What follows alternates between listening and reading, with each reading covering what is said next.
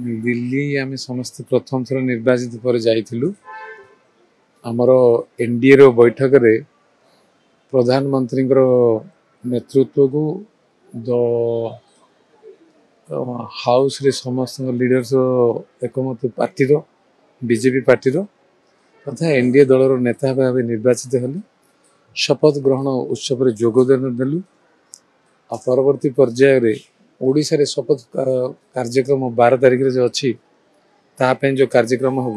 आसी भुवनेश्वर पहुँचल बहुत खुशी कथा ओडिशा रे रेल विभाग हो शिक्षा विभाग हो आमर ट्राइबल मिनिस्ट्री जुएल उराम पाइबा हो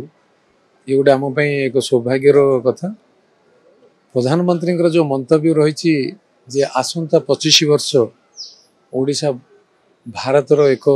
विकसित राज्य हिसाब रे एक श्रेष्ठ राज्य हिसाब रे परिगणित हम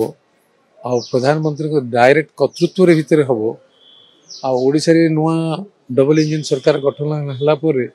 जेमिति आरंभ हो जाइए पुरी रे बैरिकेड हटेवा चारि द्वार खोलिवा जो कथा लोकंकर भावना थिला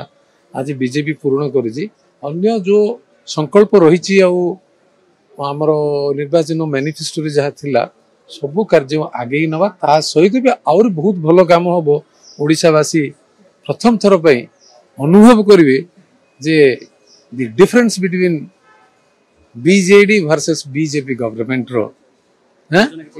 सीधा $1 ट्रिलियन क्वेश्चन टा पर दिन जना पड़ो।